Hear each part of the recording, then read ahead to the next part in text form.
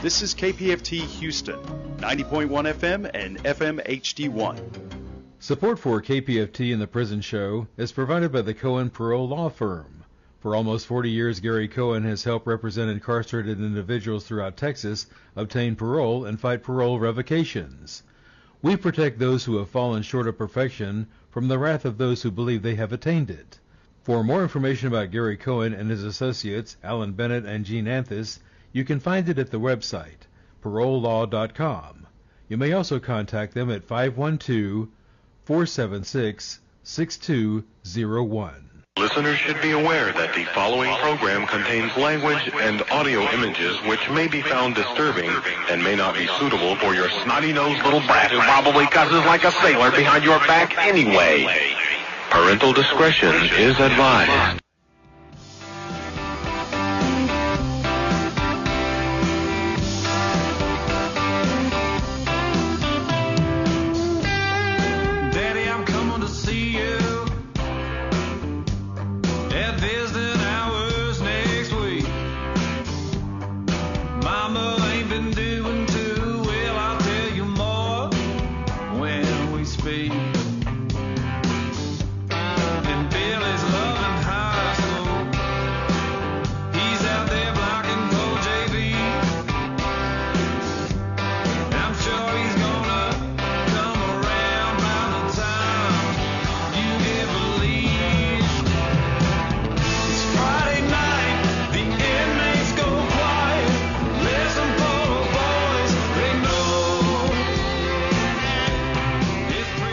It's time to holler down the pipe chase and rattle them bars, because we're going to do a prison show for you right here at beautiful old, historic old, exciting new KPFT Houston, from the heart of Montrose, where we all hope tomorrow will be a better day.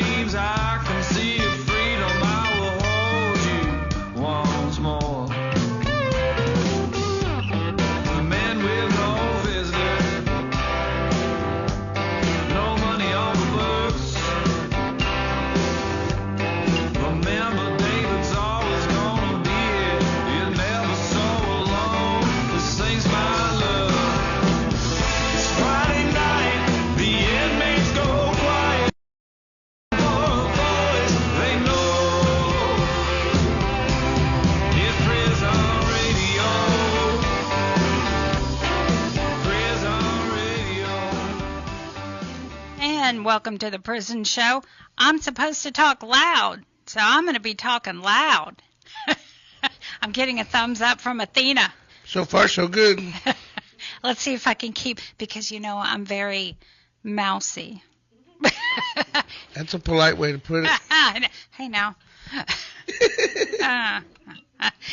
Anyway, let's get on to pitching, David's favorite thing in the world. I was trying to go. I think your text message was so far down. I don't know where it went for the donations. Who we need to thank? Man, we need to thank everybody. Everyone.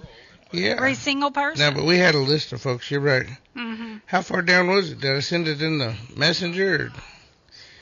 Anyway. I don't remember. I know it was Joanne, and it was me, and it was you, and it was Ken. I know that for sure. And Linda M. Yep. Man. No, I don't know if we're supposed to say that or not. One person says we can, one person says we can't. I was told we can't. Probably Ray said as long as you don't tell the amounts. Because one person's $5 is like another person's $20. So we don't want to put them on the spot, because they give what they can, and that's what's important. We're listener-sponsored radio, so no matter what you can afford, if you can afford $5, great, thank you so much. We really appreciate that, because what that does is that lets the studio know, the station know that you're listening. So just make a pledge in any amount. So if you can afford $5, if you could even stretch it out to where you go 5 times 12, become a sustainer, and that'll be a $60 donation. Or if you can do $10, it'd be $120. We'd get credit for the whole year. So call 713-526-5738, option number 1, to make a donation in whatever amount you can. Or go to www.kpft.org and hit the drop-down menu. Whichever way you do it, make sure you tell them it's for The Prison Show. www. www. All right. Now, y'all just wish y'all were in the studio tonight because Athena is dressed up. Ooh, I'm mousy, remember? Well, anyway, she is dressed up, and, when she walked in, her heels are so high, I was like, well, hello, legs. How you doing? Anyway, we have a great show lined up. Actually, David does, because David did it all. Jacob Newsome, sitting right here to my left, he's the founder and CEO, Power of the Narrative, LLC, host of Power of the Narrative podcast, and co-host of Queer Voices Radio, KPFT 90.1. That's a Ray Hill show, man. Okay, Mo Cortez. He is Taj Policy Organizer Houston, and Jorge Renaud. Did I say that right, Renaud? Taj, Grassroots Leadership Criminal Justice Organizer in Austin. Also, Chivas Watson in Mass Incarceration, Houston, and Working Group 512. And, of course, we're going to have Abe Bonowitz, the co-director, founder of Death Penalty Action. Go to deathpenaltyaction.org and sign those petitions. So, let's start off with Mr. Jacob Newsome. Remember, talking to the mic, and don't be mousy. Okay. I can do number one. I can't do number two very well. I can't hear him at all. Yeah. Can you hear me? Okay. Oh, yeah. Now you turned it up, David. Yeah, but it was a different one. It didn't go to D like it was supposed to. Maybe we twirled the wrong one. Anyway, so tell us about yourself. Yeah. Well, as y'all said, my name's Jacob Newsome, and I know there's like a million credentials there because I have ADHD and I do like a million different things. But, the big thing around my work is, I believe in the power of narrative. And I believe that the stories we tell ourselves do have power over our lives and what we do.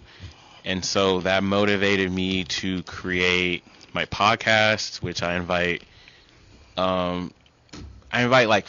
families of like missing family members on there, people with backgrounds of trauma and healing because they've had to reclaim their own stories. And most recently, the work I'm doing now is really in my in my nonprofit work, the Narrative Project. So we've been able to pitch programs that for TDCJ and Harris County Juvenile Probation Department that they both want to run this year. There's a lot of red tape going on, but they're definitely interested in running them. And those programs essentially still narrative work. And so the big way I describe those programs is it's really giving inmates the tools to define your own story from here. I'm sorry. Can y'all close the door? Thank you. Sorry about that. You're good. It happens. I'm a podcast host. It happens. Yeah, So, no, but I think that I created these programs because for me and my background, I didn't have the support systems I needed coming from a background with complex trauma, being black and queer. It was like I was invisible to a lot of systems. And so that invisibility made me want to build systems where people are never unseen again. And I feel like my role is to start that work, and I hope one day people come into that work more. And just one more thing about me I just want to put out there. I actually applied to law school to be a criminal law attorney, and so I actually like to do innocence work because I have this whole background in pre-medicine where I specialize in forensic science.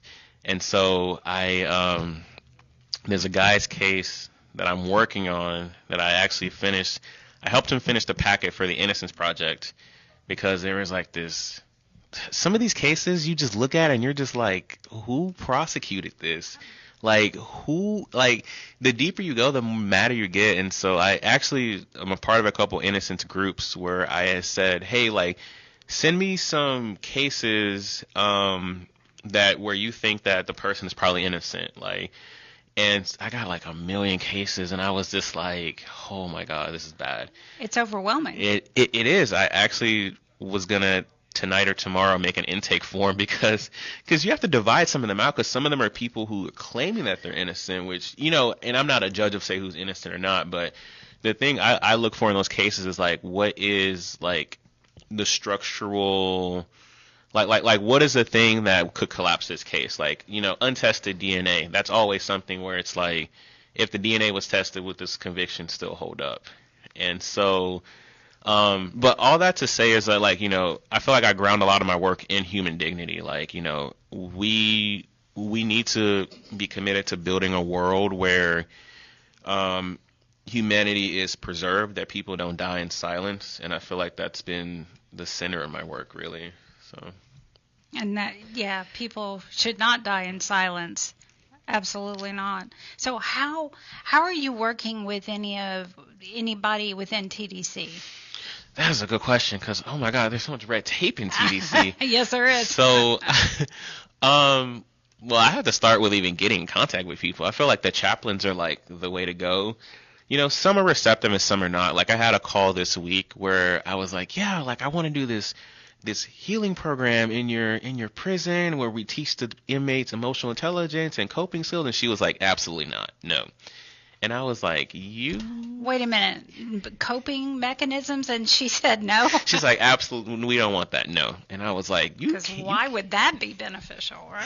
And I got off. You know what's funny is I was on the phone. I was like, you know what? Thank you for your honesty. And I got off, and I was like, you can't write these jokes. Like, these jokes will write themselves. Like.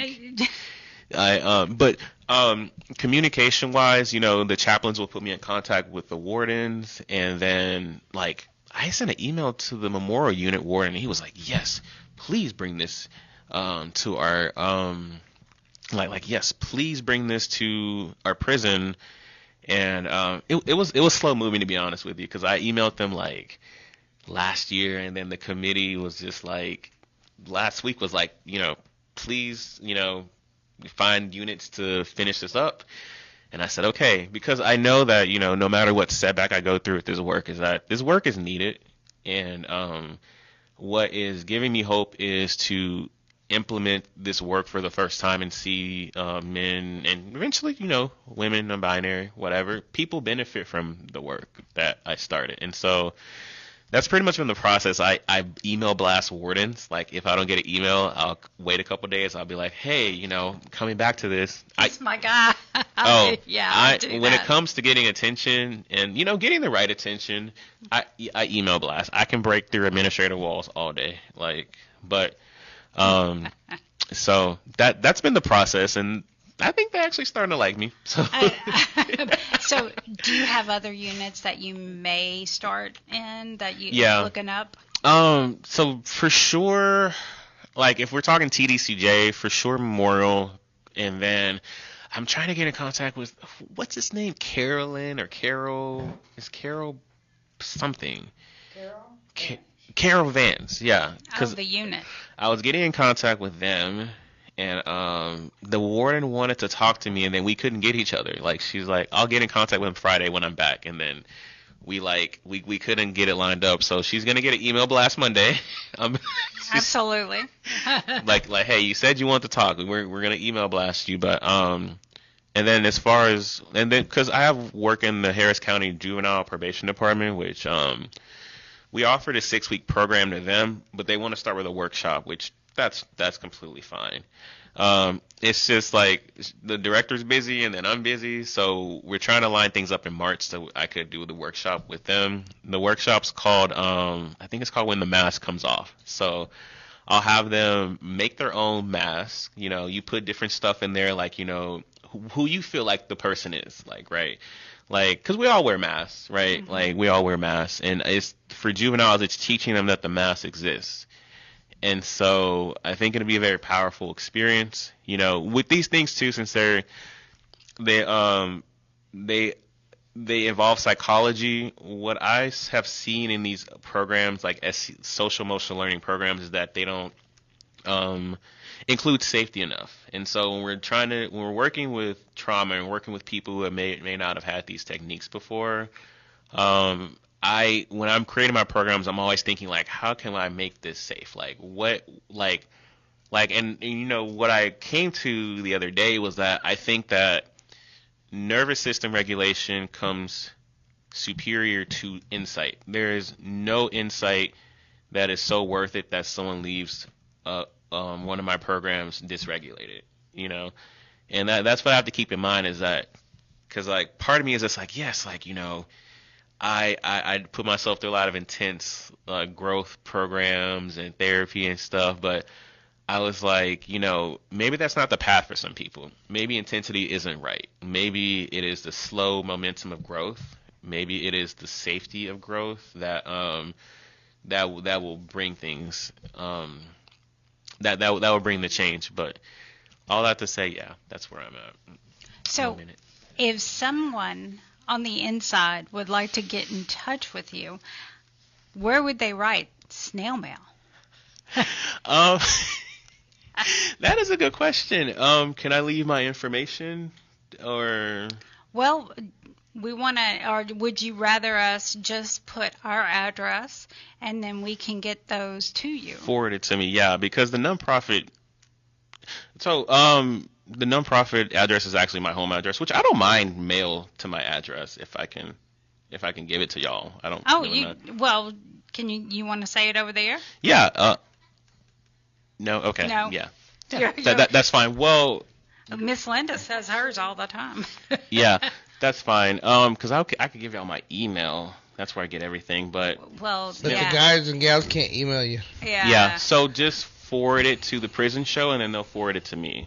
Absolutely. That's the best way. And then, you know, pen pal wise, I always write people on Securus, or I always write people. I have a lot of prison pen pals. But, that's great. You know, that is that is the work. So send it to the Prison Show, and they'll give it to me, and then I will be in correspondence from there. So if you would like to write to him, our address is 226 Chipmunk Trail, Shepherd, America, 77371. And we will get it to you. Thank you so much for being on. Thank you for having me on. I look forward to coming back again sometime. And we want you back. And I know I'll be bugging you. Yes, ma'am. My email blaster friend. I love it. Love it. All right. Now we have Mo, Cortez, and Jorge. I think. Are you putting them both on at the same time? David? Maybe? Well, we have both of y'all on. Y'all have 10 minutes together. So what do y'all have for us tonight? You want to go first, Mo? Yes, ma'am. I'll go real quick, and I'll give all you the rest of the time to Jorge. One thing I did this week I wanted to shout out, just let people know, is that I went to Harris County Commissioner's Court to testify that they do not share the AOP. Somebody's going to have to turn down the radio. It's echoing back in. Or something. Yeah. Let's see if they did it. Okay, they did. Okay.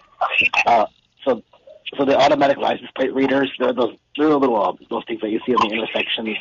They take a snap a picture of your vehicle's plate, so they capture the make, model, plate. It still sounds really bad. Time.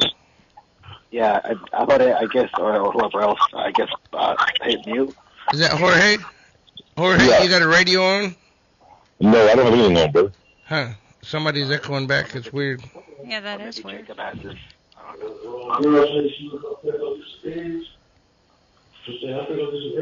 right, let's see. I'm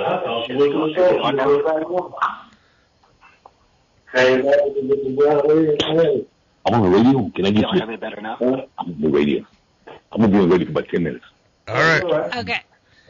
The show must go on. Yeah, must go on. Go ahead, Mo. Finish up what you were saying. Yeah, I was going to say, so they're basically asking the Texas Department of Public Safety to basically share the ALPR data with the Harris County Sheriff. And I request that they do not share that data because it's a violation of the Fourth Amendment rights to. Are you on a speakerphone?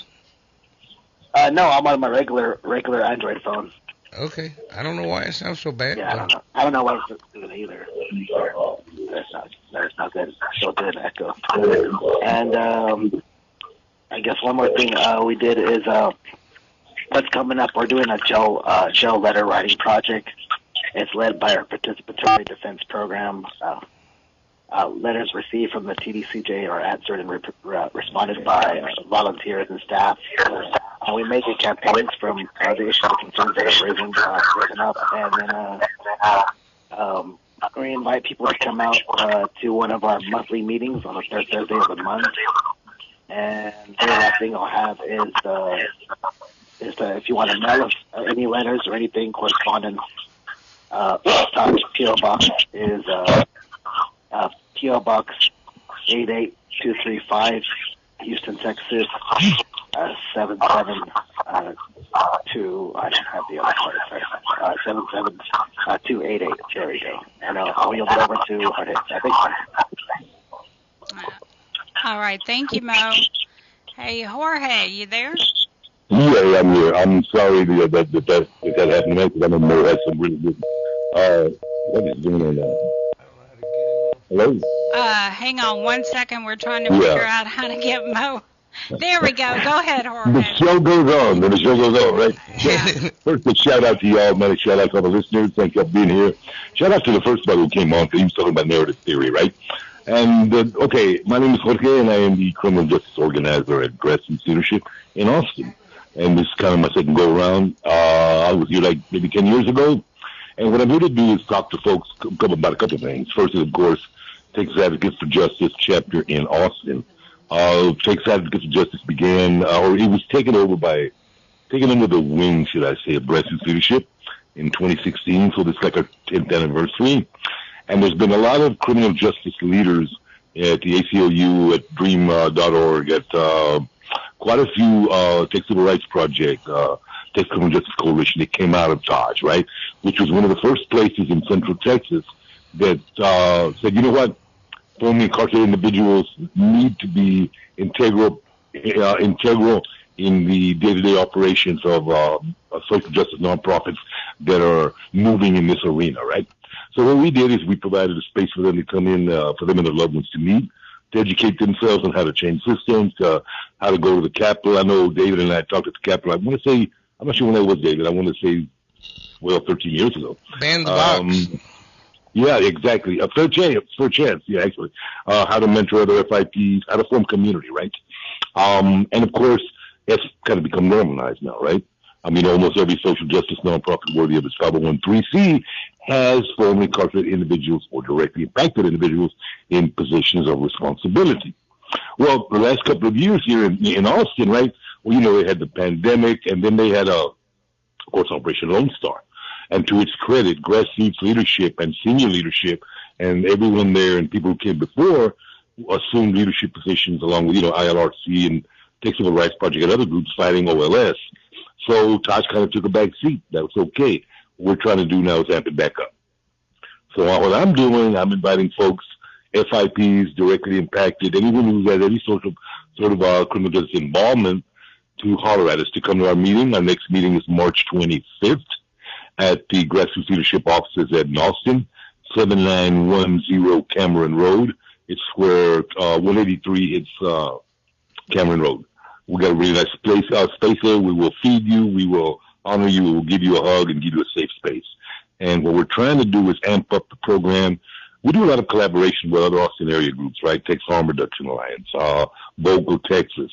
We train people how to go and like the brother was saying earlier, narrative is powerful as hell, right?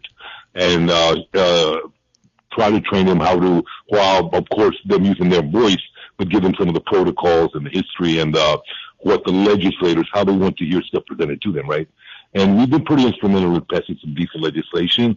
All in all, it's just a way to provide leadership skills and opportunities for individuals who've spent time in a cage, right, to come out that cage and be members of a community by giving back to their communities, right? So I'm inviting folks, man, to come down to GRL, to come down to Grassroots Leadership office, to call us, man. I don't have the phone number right now for Grassroots, but you can find it online, grassrootsleadership.org.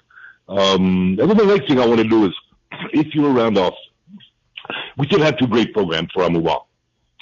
Mujeres Luchadoras, and we have the participatory defense, right? And we have some great folks here, right? We got Chantel Pridgeon and Joe Fonseca just started, and we got Suma Franco and Savina over on the other side. But we're having a great fundraiser, Amplify Austin, on the, I believe it is the, let me try the date here because I'm going to be yelled at, March 5th at Sagebrush. If y'all know anything about Austin, that is real Austin, man. It's way south. That's 5500 South Congress, March 5th. And there's going to be some music. There's going to be dance lessons. Opens up at 7 o'clock. And what we're doing is we're getting money, right, for our mutual aid fund, which our mutual aid fund goes to community members that have been affected by ICE and by other government intrusion into community and to their personal spaces. So now that I've done all them shout outs and what I'm supposed to do, how y'all doing, man? Thanks a lot, Prison Joe. You're funny. That was a lot. That was a lot in a few minutes, right? Yeah, that was a lot. I just want to say thank y'all for doing what y'all doing. Thank y'all for providing us an opportunity. I know Grassroots, Taj comes on a lot. I know that Williams comes on. And I'm just sorry that people couldn't hear Mo, man, because Mo's doing a great job over there along with the folks here in Houston. And, yeah, we support each other a lot, right? So, yeah. Y'all are both doing a great job, and we appreciate you being on. And how can people get in touch with you again? Well, with me personally, I have no problem if they call me. I spent, just to let some folks know quickly, I spent 27 years in prison. Been out almost 18 years now, right? Was working at different organizations. I was at Grassroots before. I went off to Latino Justice and to some other groups, came back. And I'm back in Austin, and they can holler at me through the Grassroots.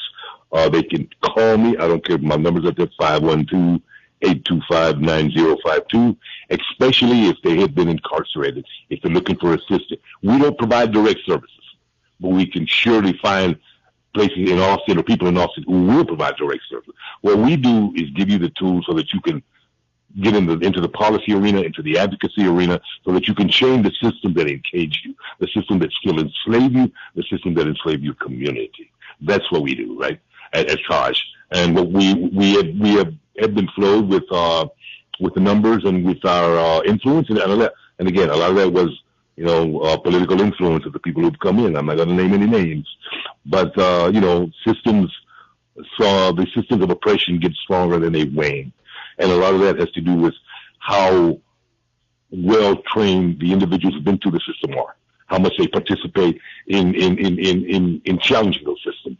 And we will offer support, we will offer education, we will offer training, we will offer anything that we can to people who've been incarcerated. As long as it's not direct service, again, we're mostly education. We will get you to the Capitol and show you how to raise your voice against the systems that have enslaved you. That's what we will do. So holler at us in Austin, call me, go on Grassroots Leadership, come down to the next meeting, March 25th, 6 o'clock at 7910 Cameron Road in Austin. And we will feed you and we will embrace you and we will make you laugh and sometimes you make you cry. I don't know, man. Ain't that what they say in prison would make you laugh or make you cry? But, yeah, and we'll just take you on, man, and we'll help you form community. Well, we appreciate you being on. So much information and yeah, right. Yeah, and you got it out, and we appreciate it very much. I'm good. I had to. It's been a minute. I know David's got on me a couple of times. Slow down, Jorge, and all that. Yep, slow down and say it twice. Well, yeah, okay. All right, man. Look, it's good to hear from y'all. And good to hear you, brother. Yeah, bro. I'll be in Houston here, and in fact, David Collinsworth wasn't, and I think might still be a member of Houston Taj. Yeah, I still am, and I work with Miss Brenda Lynn. She's a member of the Houston Taj. Oh, that's great, man. Taj has tentacles everywhere, man. We have alumni that are movers and shakers. So anyway, David, it's good to hear from y'all. Say hi to your lovely wife, and next time. All right, brother. Take care. Y'all be good. Bye. All right. Well, did y'all hang him up, David? Man, it got quiet, didn't it? It got really quiet. David must have turned his mic off. So, I think because Linda was talking to me. Oh, okay. She didn't know how to turn Jorge off because I had him locked in. Whenever you put two people on, they get locked. Oh, okay. And Chivas has got a guest, so I'll be locking them in too. All right. Well, let's get to Chivas and Reverend Griffin. Let's get to them. Hey, Chivas, how are you? Maybe? Hey, Chivas. Hey, can you hear me? Can you hear me? Now we can. Can you hear me now? Fantastic. I heard a dial tone. I thought so. I was in the Matrix. Good evening. Peace and power, peace and blessings, Houston, and our listeners around the world. This is Chavis Watson, Executive Director of Working Group 512, your in-mass incarceration reporter. At Working Group 512, we operate across Texas, building stabilization infrastructure, meaning food access, digital connectivity, ID recovery, workforce development, housing navigation, and we also have a petition project here in California where I am tonight. Because real public safety and amplifying the community's needs is stability. If you reduce instability, you reduce incarceration. The United States still incarcerates roughly 2 million people, the highest incarceration rate of any major democracy in the world. But are we still in a democracy? Texas alone confines over 130,000 people in state prisons. Harris County Jail remains one of the largest jail systems in America and continues to be under scrutiny for unconstitutional conditions. Deaths in custody, but also excessive force. And I've seen this with my own eyes. Mass incarceration is not historical. It is current. And tonight, we are grounding that reality in lived experience. I am so very honored to welcome Ms. Jacelette Griffin, or Reverend Jacelette Griffin, founder of the Justice for Evan Lee movement. Sister, thank you so much for being here. Can you tell our listeners what the Justice for Evan Lee movement is about? Yes, good evening. First of all, I want to thank you all for having me. And unfortunately, Justice for Evan Lee movement is about Evan Lee unsolved homicide in the Harris County Jail. I'm facing 4 years of no answers of his demise. And him, 31 years old, and receiving the death penalty while waiting his day in court for them to iron out the error in the system for holding him there. And this horrible nightmare, this atrocity, I don't wish it on anyone. You know, from Evan's unlawful arrest, to them holding him, and not letting him out, it become a very, very heavy burden for me as well as my family. However, since Evan's murder and the senseless arrest, I founded Justice for Evan Lee movement, Custody to Casket. And that organization has been able to, for last couple years, just to enhance families that's facing the same atrocity, offering grief support, counseling. Also, I authored House Bill 3434 that unanimously passed the House to help Harris County Jail and many other jails across the state of Texas maintain their policies and standards. And this bill went across the House so quickly, it historically passed, but it got caught up in the Senate under the judicial Senate of John Whitmire, and they didn't let it pass. But if I'm going to try again, if this bill if we get it to pass, this will help not only families and defendants like Evan, but those that have medical conditions and especially mental illnesses. This will help them be able to be detoured instead of detained, because, this mass incarceration of mentally challenged and many with severe disabilities, is unacceptable. And each one of them balances to a custody to casket situation. And in 2022, Evan was number 21 of deaths that happened there in their custody. And so in the last several years, I've been striving, going back and forth to Austin. I've also went to D.C., to the DOJ, to sit down and have a talk with them about our system. And I've just learned that, with so much going on, it's not easy. But and I hear that, sister. I hear that. And thank you so much for sharing thus far. Let me ask you this. What should families understand when they suddenly find themselves seeking transparency from law enforcement or prosecutors? They should always continue, keep their foot down, to keep asking for questions, asking questions. However, I haven't gotten any answers, but some people can. And what you do is you continue to ask, go to the Texas Jail Commissioners, reach out to your elected officials, just continue to try and seek answers and let them know, that you are eyes on, in your family. You're not going to let them throw it under the rug. Absolutely, absolutely. What current work can community members support, volunteer for, or even donate toward for the Justice for Evan Lee movement? Yes, right now we're planning Evan's third anniversary Justice Conference here in Houston, and we're sponsoring mothers from across our nation that will be coming here to Houston to attend this conference. And this conference will offer resources, and many speakers will be there, our elected officials. Many are coming from D.C. to share with them and offer resources on directions on which they can go. Because as crime victims of custody, you're not eligible for any type of compensations. And so I've been trying to help push for change in that area where, they will be able to, families will be able to get some type of support from the state or whatever agency that is causing the atrocity with the family.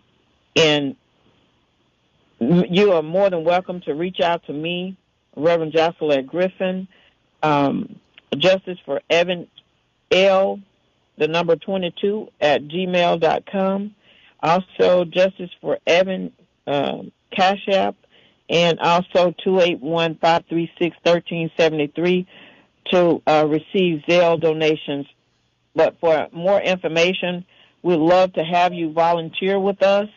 We'll be going to Austin May the 7th, and I'll be very happy to try and get your support. We need the community. We need you to volunteer. We are so much stronger together. Absolutely. I've got two more questions, sister. Is there any legislation, civil litigation, or even any oversight work underway right now that needs community backing for the Justice for Evan Lee movement? Yes. Right now, if you could contact your state representatives to get some support on the Evan Lee Act that I'm trying to get passed, the Evan Lee bill, and hopefully I'll be able in the next legislature to get it passed so that those that are challenged with many disabilities, also they'll be having on-site auditors who are third party, and they will not announce themselves. They'll be coming to audit the jails without announcements. And I think something like that is needed. That'll help places like Harris County Jail stay within their standards, and those that have disabilities. And just this week, I was able to communicate with the commissioners on actually moving forward with a plan of funds so that they can house and open up a brand new housing jail for those that are mentally challenged. So Judge Hidalgo agreed to that, and that's something they're moving forward with, to work on a budget for those that are mentally challenged, that are in custody, and they do deserve care and not custody. And I asked them not to have law enforcement, no offense to law enforcement, but they need a staff that is medically trained. Absolutely. I think I speak for all of Houston and all of Texas in saying, sister, thank you for all the work that you've been pushing in these years. Since Evan was murdered, we know that that's the truth inside of Harris County Jail. Sister, I am nothing but proud of you and the others that you stand with and that stand with you. We want to shout out the Justice for Christian Smith movement, the Justice for Ramon Thomas movement. Ms. Jasselette Griffin, founder of Justice for Evan Lee movement, we stand with you and we thank you for your leadership and courage. Houston, Evan Lee's case is not isolated. It is part of a pattern. So let's widen the lens. Harris County Jail remains under federal investigation by the U.S. Department of Justice for unconstitutional conditions, including unsafe housing and excessive force. Pretrial detention continues to drive overcrowding, meaning thousands sit in cages not because they've been convicted. Hear that. Not because they've been convicted, but because they cannot afford bail. Across Texas prisons, extreme heat conditions persist. Most prison units still lack full air conditioning. Federal courts have repeatedly heard arguments that prolonged exposure to extreme heat may constitute cruel and unusual punishment under the Eighth Amendment. Staffing shortages continue. Solitary confinement remains heavily used. Parole grant rates remain inconsistent, and that's Texas. Now, hear what's happening nationally right now. Just this week, bipartisan federal legislation was reintroduced in the Senate aimed at reforming federal drug sentencing and expanding judicial discretion in pretrial detention decisions for nonviolent drug offenses. The Smarter Sentencing Act seeks to reduce mandatory minimum penalties that have fueled decades of prison expansion, and this is rare bipartisan traction. In Illinois, the Pretrial Fairness Act has now eliminated money bail statewide. Judges now must determine detention based on safety risk, not wealth. That reform alone has dramatically shifted jail population dynamics and disrupted one of the most entrenched engines of mass incarceration, which is poverty. In New York, the state comptroller recently released findings showing a rapidly aging prison population. Lawmakers are now pushing for expanded compassionate release and medical parole, something we also need in Texas. Recognizing that keeping elderly individuals incarcerated at enormous medical cost serves neither public safety nor fiscal responsibility. Meanwhile, the federal government is facing extreme, intense scrutiny over proposed large-scale immigration detention expansions. We know about the facility in Dilley and all across Texas that are existing. What about the expansions? And advocates describe this as mega detention facilities, potentially costing tens of billions of dollars in public funds and tax revenue. Faith leaders and civil rights advocates are raising alarms about scaling up carceral infrastructure rather than scaling down reliance on detention. And nationally, the cost of the total cost, the long tail of mass incarceration in America is now estimated at approximately $445 billion per year when you account for government spending, lost wages, family disruption, and community destabilization. For those of us in Texas, we still have a $7.25 minimum wage. Again, $445 billion. That's not public safety. That's structural investment in cages. Globally, the UN continues to urge countries to limit solitary confinement and eliminate the death penalty. The United States remains an outlier among democracies in both incarceration rates and sentence length. And this is not destiny, especially for our loved ones inside. It is policy choice. And before I close, I need to address something urgent.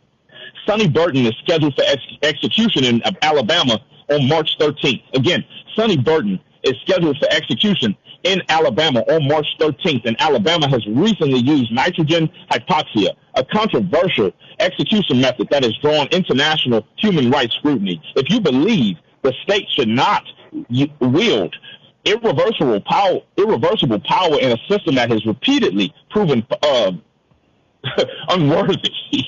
Look up Sonny Burton's clemency petition and educate yourself.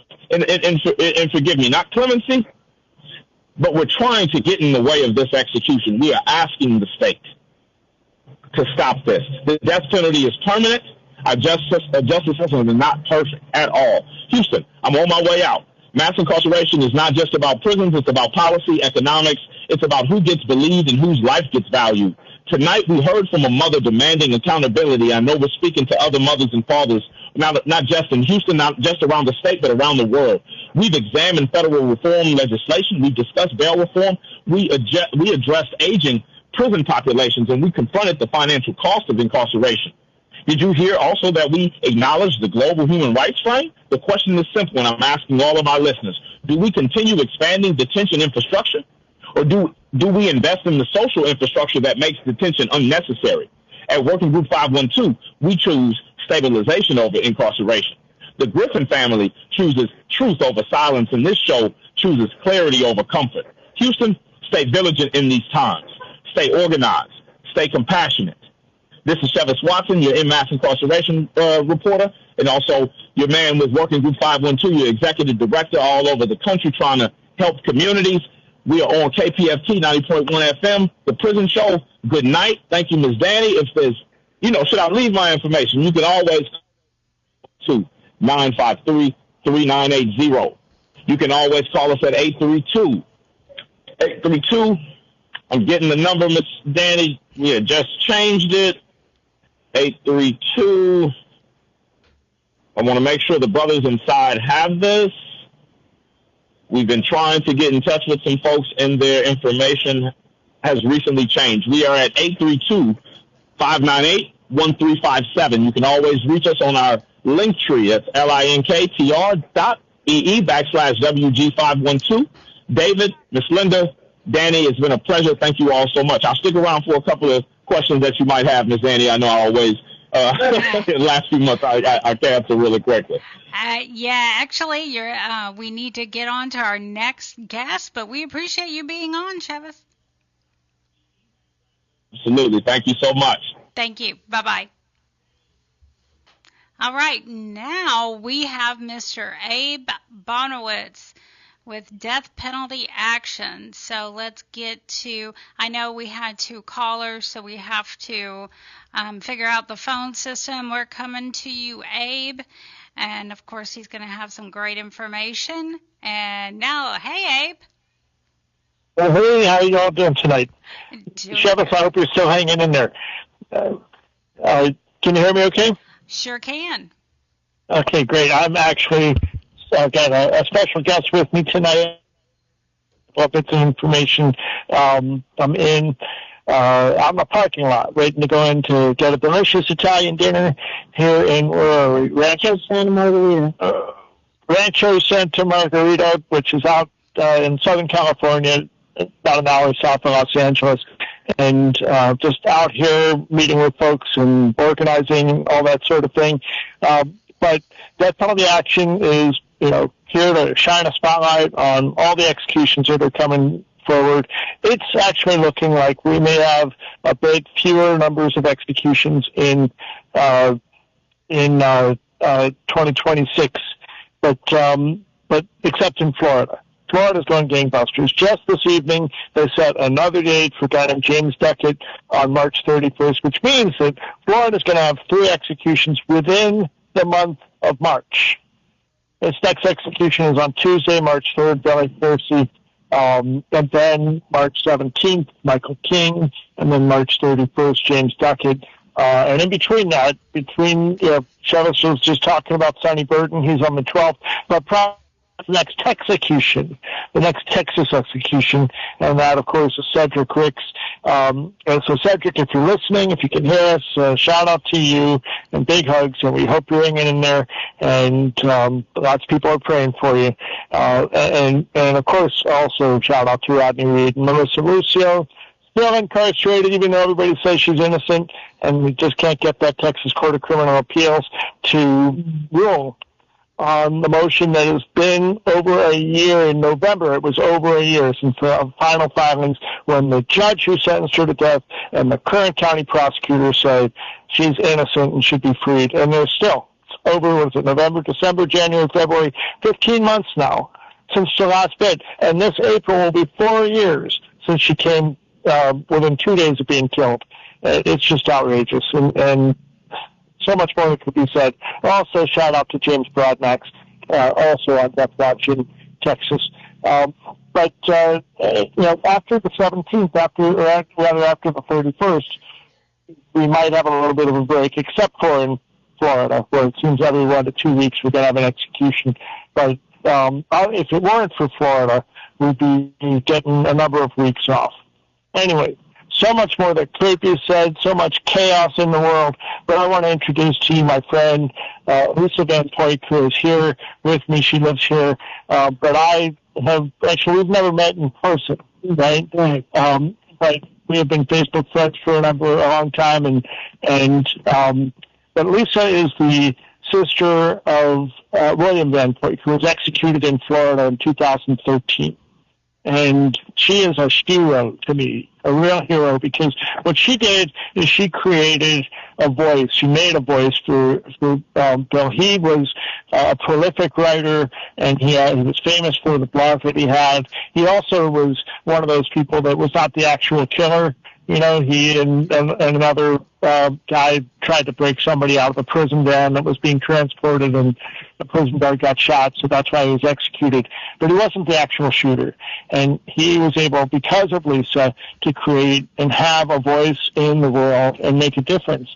He wrote a few books and all this. But anyway, Lisa is here. I wanted to give her a chance to say hello and also to share as a person who's had a loved one executed and who has spent, how long was it? Decades, just tracking and being in support of her brother while he was on death row facing execution. Lisa, well, first, I want to give you a chance to greet people, and you've listened to the program. You know what this is about and who's listening. So, everybody, Lisa Van Poyck.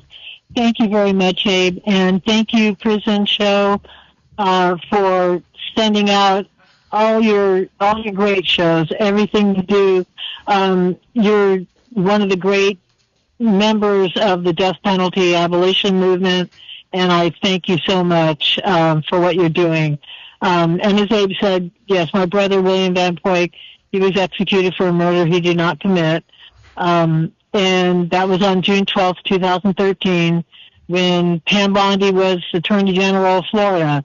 She had a hand in coercing the governor, Rick Scott, to sign his death warrant. But, I visited him on the last day of his life there, and he said, Lisa, I've been on death row 26 years. I've been in a 6x9 cell this whole time.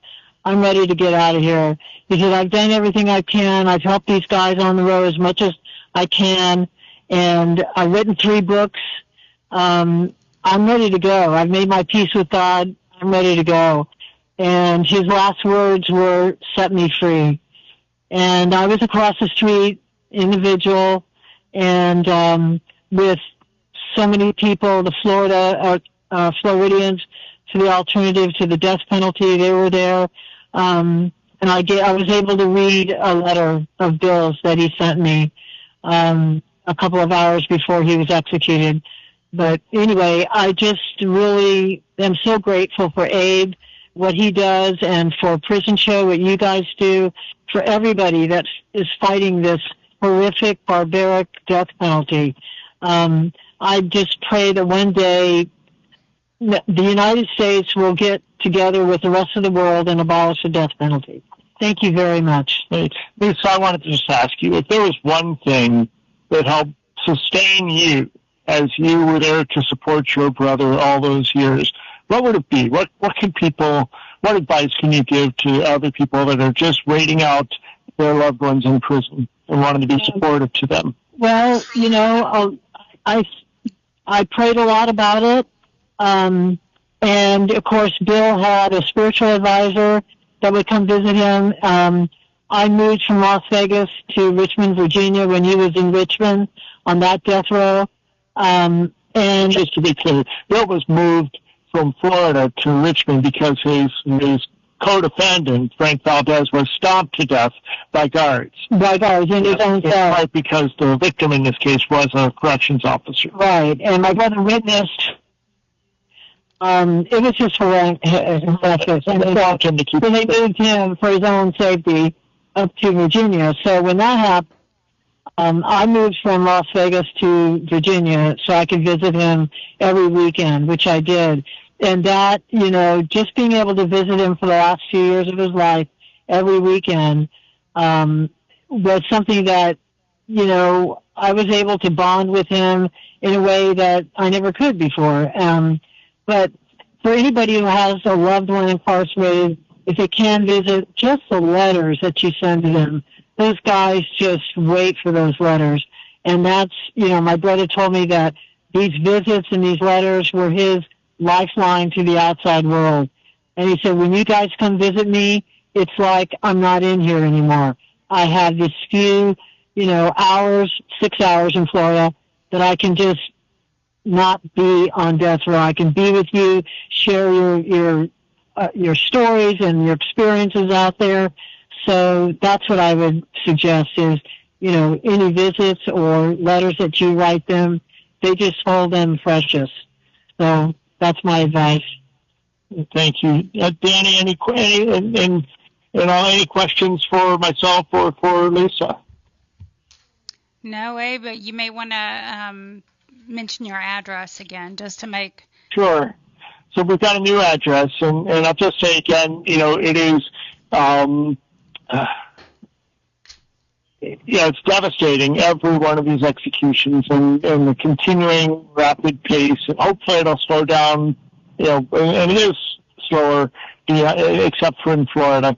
But we're going to keep doing the work, and we're doing it to be standing in solidarity with all of you. So Death Penalty Action is now reachable in Columbus, Ohio at P.O. Box 27212. That's P.O. Box 27212 in Columbus, Ohio, 43227. Again, Columbus, Ohio, 43227. And,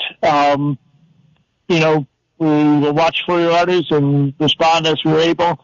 And otherwise, one of these days I'm going to get down there and do this in the studio with you all. And until then, we'll be on the phone in 2 weeks. So. All right, Abe. Well, y'all be careful. Well, of course, and you all take care. And take care. Love you guys. And love y'all. I'll just say one more thing, just the bigger picture in mind. I've been training myself to say I need some frozen cubed ice. I'm sorry, frozen cubed water, because I can no longer ask for ice. So that's right. The hell with them. Right. Yeah. And God bless America and everybody else. Yes. Yes. Thank you, Abe. Bye-bye. Bye-bye. Have a great weekend. Thank you. All right. David. Danny. What you got? Well, I hadn't checked the trap, but we need to let everybody know that we're still in fund drive. And the number to call is 713-526-5738. Option number 1 to donate, and option number 2 to let a shout out.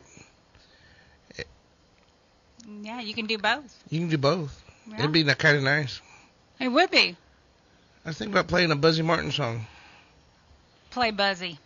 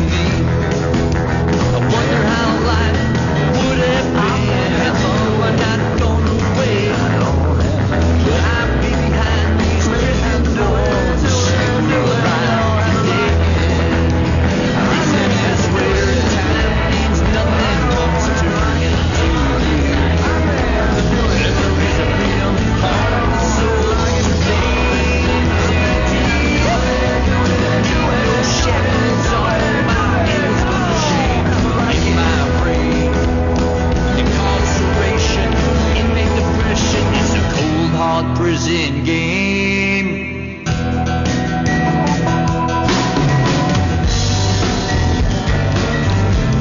I was young, I lived the street life, watching friends bleed and die. Drugs, guns, twisting knives, fight to stay alive. Incarcerated in this prison, chained under lock and key. Back home, and I don't know how I feel. This whole last year since you've been gone, it all seems so unreal. That sounds kind of weird, didn't it? That didn't sound like Buzzy. I don't know where that song's coming from. It's playing on the clip player somewhere. But it's for you. Y'all call us, 713-526-5738, option number 1, and donate in any amount. And option number 2 if you want to make a shout-out. You're listening to KPFT Houston. Support for KPFT and The Prison Show is provided by the Cohen Parole Law Team. For almost 40 years, Gary Cohen has helped to represent incarcerated individuals throughout Texas, obtain parole, and fight parole revocations. We protect those who have fallen short of perfection from the wrath of those who believe they have attained it. More information about Gary Cohen and his associates, Alan Bennett and Gene Anthus, can be found on their website at parolelaw.com. You may also contact them at 512-476-6201. Did you mean to do that, David? No, I'm trying to figure out how to turn it off. It's playing in the background. I'm not playing it. I was like, did he mean to do that? Nope, and I got to do that before we figure out how to do the shout-outs. Oh. Boy, that song has crept into everything, hasn't it? Yep, I don't know why it's playing. Somebody left something playing on the deal. Whenever I come in, all the knobs were every which way, and I can see that it's still playing. I got to figure out how to turn it off. Yeah, we didn't fool with any knobs. None at somebody all. left, and they just left it going. Well, kind of weird. It wasn't us. We can't get blamed for it. Not this time. Let you tell it. It's always the gremlins. Yeah, but, Prison Show always gets blamed for everything in the studio that happens. But now I got to go stop pushing stop buttons and try and figure out how to stop it. Okay. So, we can't take shout-outs, right? You can take them off the phone, but I can't play the recorded calls. Okay. Well, let's get to Mr. Captain Tom, because he's been holding. Hey, Captain Tom. Hello, Danny. How you doing? Living the dream. How are you doing? I'm doing okay. And, David, is that playing off the computer or your laptop? Tom, I'm trying to figure it out. It's not my computer. Okay, well, it's probably off the main computer.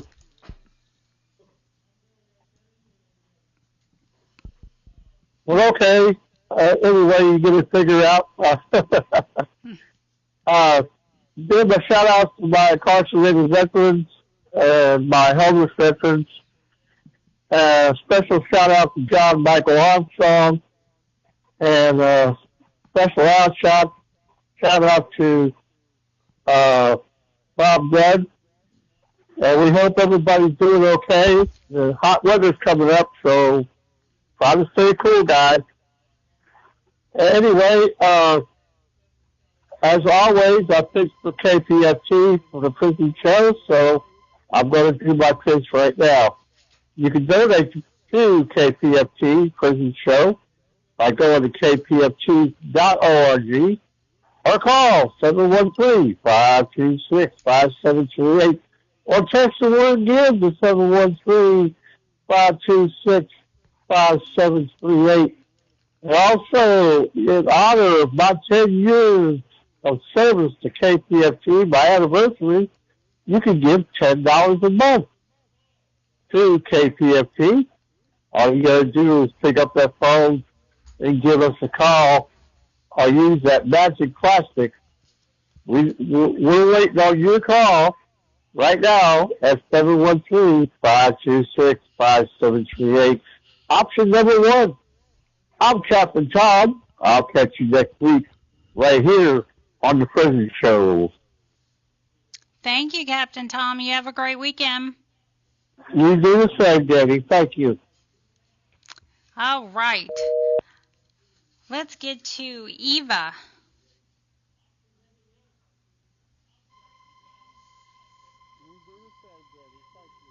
Hey Trey, hey cutie, how is it going? Yeah, this week it's really weird not to get too many messages from you, but don't worry, okay? I understand it. And as you know, I'm writing you anyway. So right now when I'm recording this, it's Friday morning here in Germany, about 10 a.m. So I don't know yet if I will get to read a message from you later, but I'm crossing fingers.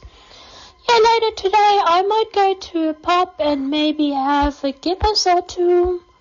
So yesterday I bought myself a ticket for next week Tuesday for the next Scream movie, but then today I was like, hey man, Tuesday, this is your own birthday, and you wanted to go to a restaurant with your parents that day. So how can you do that if you go to a movie at 6 p.m.? So can you imagine that for a moment I forgot my own birthday? That's kinda crazy, huh? So tell me, cutie, how is it going with the fasting? Do you already feel like any better now? I still believe that I couldn't do it even more because you would have to get up so early in the morning.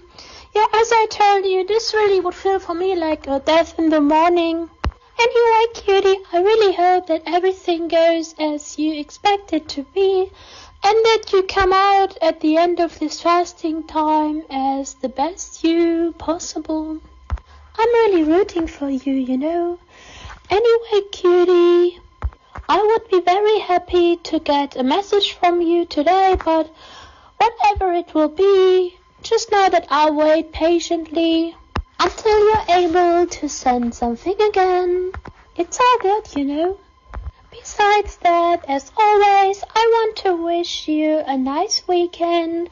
I hope you're doing well and know that I'm looking forward to hearing from you again. Be good, Trey. Bye. All right. Let's get to Miss Alice.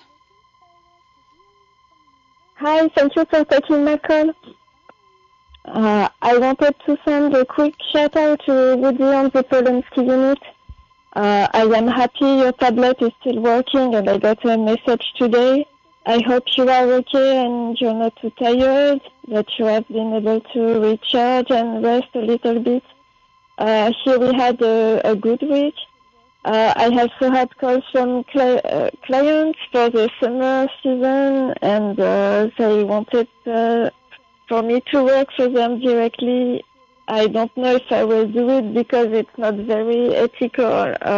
I mean, I will give you the last drama from everyone. I will watch you soon. Take care. Thank you, everyone, and have a good weekend. You too, Miss Alice. Have a great weekend. Thank you. Bye. Bye-bye. Okay, Eva Maria. Good evening, everybody. This is Eva Maria from Germany. This evening I have a small request for you. Maybe you could pray for Martin's godchild Werner.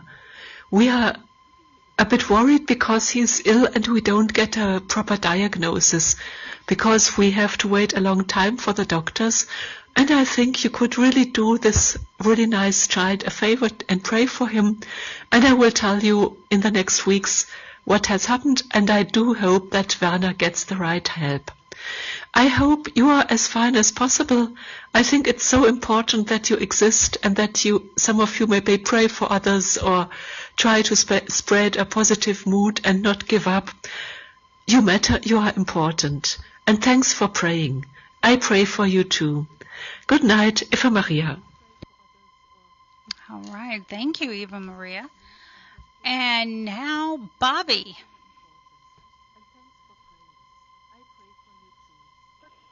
How are y'all doing this evening? Doing good. How are you?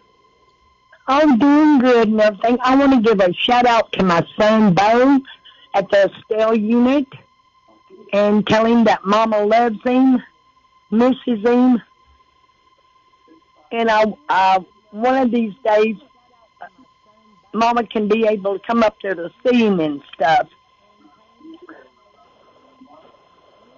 Well, we're so glad that you called, Miss Bobby, and we hope that you have a great weekend. You too, honey. Do y'all have an address that I could write to? We sure do. Do you have a pen handy? Yes, ma'am.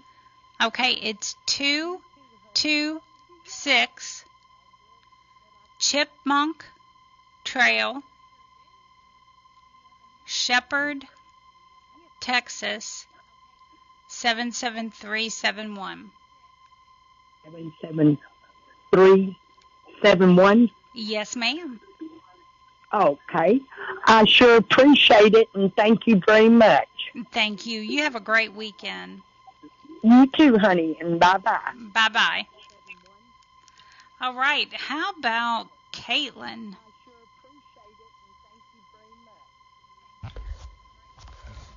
Hola, Beto. How are you? I hope that you're in good health, spirits, staying safe and smiling. As for me, things are okay.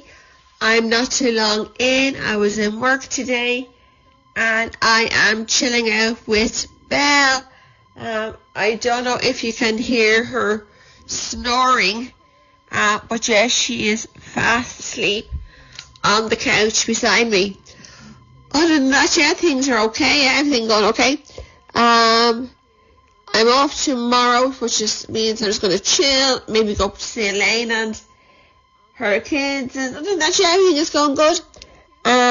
It's still raining every day here, so I think it's rained something for nearly every day since December 29th, December 30th. So yeah, I definitely will be quacking like a duck soon. I want you also to give a big shout out to Eric, Mark, Will, Debo, and Rooney. Hope you all are doing good, and know that you all are in my prayers. And I'm sending everyone big hugs. So good night, sweet dreams, and stay safe. And to everybody at the Prison Show, a big, big thank you for making this happen. All right. Thank you, Caitlin. Let's see. Let's get Miss Austin. Hey, Miss Austin. Hello. Good evening to you all. I want to send a shout out to my amazing husband, Mr. K. Austin, and tell him that I love him. I will continue to pray for us. Keep your head up and have a fantastic weekend, and I will see you on Monday. All right. Well, thank you, Miss Austin. I hope you have a great weekend. You do the same. Thank you all. Thank Bye-bye. you. Bye-bye. All right. I think we have Kiki. This message is for Rodney at the Plus unit. Hey Rodney, it's Kiki. Just wanted to call in, leave you a message for tonight, let you know I love you and I'm thinking of you. You're always in my thoughts and prayers. I will talk to you tomorrow noon my time, 2 your time. And I'll be thinking of you tonight. As always, love you. Have a wonderful night. Thank you, Prison Show. Hope you guys are having a wonderful evening as well. God bless you all. All right. Thank you, Kiki. We appreciate you. All right. Now, well, it's time for the not so mysterious Mike. Hello, this is Mysterious Mike doing his shout-outs for the Prison Show this week. Here's my shout-outs. The guys of Texas, Guy Alexander, Jamie Cuppett, Stephen Russell, Stephen McGee. Shout-out to Philip Perez. Shout-out for Matt Thomas, Edward Ruiz, Adam Wilkerson. Shout-out for Aaron Vasquez. Shout-out for Haas, Keith Money. Shout-out for Oz. Tasha wants me to do a shout-out for Payday. Shout-out for Curtis Robertson.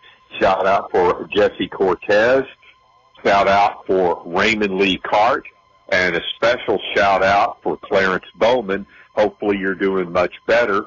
You can continue to write to Mysterious Mike in care of David Collingsworth, and I'll write you back. And go Texan Day, everybody. The rodeo is in town with the barbecue. Yeehaw! And now back to the historic prison show on the Mighty 90 KPFT. And remember to donate to the prison show. Adios. Mysterious Mike saying yeehaw. All right, let's get to Miss Lydia. Hey, Miss Lydia. Hey, Daddy, how are you? Doing good. How about you? We're good. We're here in Houston. We're going to visit tomorrow, God willing. Oh, Yeah. Good. Yeah. Are you going to be there? Yes, I will. Okay, we'll see you there tomorrow. I want to give a shout out to my son. We got to Amanda safe, and I don't know what we're going to do tomorrow morning, but probably sleep late. And we had what did we have for dinner? Gordita. We had gorditas. Amanda made us gorditas and rice, and we're watching a real good movie. What's the name of the movie? Rob Peace. Rob Peace is the name of the movie. It's a good movie. It's almost over, but we're still watching it, and the kids are already asleep, I think. We'll be going to bed here shortly. Yeah. Okay, but we'll see you mañana, mijo. Big shout out to Big Will, to Eric, to Roderick, to Mark, to Brandon, Rudy, and Juan, and know that you're thought of and in our prayers, and Jeff Cribble. Okay? We'll see you mañana, mijo. Good night. Good night, everyone. Good night, David. Good night, Lydia. Good night. Good night. See you tomorrow night, Lydia. We'll see you mañana. Bye-bye. All right, let's get to Stacy. This is to my husband, Sporty Black. Hey, boo, this is wife, kissing you our Friday night tuck-in. How's the day been for you? The girls and I are doing well. I still have the little heater cranked up today, but it is warmer than it has been. The girls are romping in the warmth outside today, too. Sleep was sound. I've had 2 tamies today. I've just placed on the February the 23rd post on most of the platforms, but the title was way too long for X and Sky. We'll speak on it and maybe get it shortened so we can put it on next time we talk. Boo, we got Susie headed to another shop. Yeah, cross our fingers it can be fixed, and soon. Boo, did you get the movies? I trust so. Yeah, enjoy, sweetheart. Baby, it's that time. Remain healthy and safe. Stay focused and tough. I love you so deeply, Sporty. Mwah. Take care, sweetheart. Mwah. All right, there are those kisses. Okay, I think we have Mr. Ken. Hey, Mr. Ken. Hey, Boo. Hi, Danny. Hey, David. Hey, Linda. How you doing? I am all right, David. I'm hanging in there. Was going to come to the show tonight, but I got off work really late. We got blasted with customers at the last 3 minutes. We were there at 7:30, still taking care of customers. Well, I hope you get a good paycheck. Probably not. I mean, they're good people to work for, but I might as well work for the circus. I'm making peanuts. Nice. But anyway, they're really good people. They treat me really well. But anyway, here is I guess it's the shout out to say all you guys might keep your head up, stay positive, stay strong. It'll get better. Always remember our unity is our strength. In the words of Jasmine Crockett, they don't fear one of us, they fear all of us. Yeah, I like that. Yeah, do you haven't seen those commercials, Danny? Jasmine Crockett says it on every single one of her political commercials. No, I haven't seen those commercials. I've been seeing, what's the other guy? Paxton? No, God, no. the one running against Jasmine. I don't know who that is. It's one of them white guys, right? Yeah, God. Tallarico? Tallarico, woo. Yeah. Yeah. Yeah, I've been seeing a lot from him. Yeah, they just keep running these horrible ads blaming. I mean, it just gets worse and worse and worse, the political scene. Yeah, it does. Absolutely. Yeah. It's like a cat fight every day. You know, they're calling each other crazy stuff and making bad accusations and all sorts of crazy stuff. There's no more, win by who you are and who you represent. It's about, how you can smear the next person. Right. Yeah. It's all the same. Hi, hey, Big John, I just wanted to give you a shout-out. I know you said you seen it last time. I know you're looking for the feed again, but Linda must not have got a poem. No. He called. No, she didn't. Called me Sunday, Danny. He called me Sunday and asked me. He said, "Oh, you guys got any more of them weird poems or what?" She didn't give one this week. Oh no, she didn't have any poem. Well, I don't know if she got a poem, but she didn't get anything. She said he's mad at her because she put her foot up there, but had her shoe on, right? She's supposed to take her shoe off. Oh, damn. Linda, we're going to get you an OnlyFans page. Her foot needs...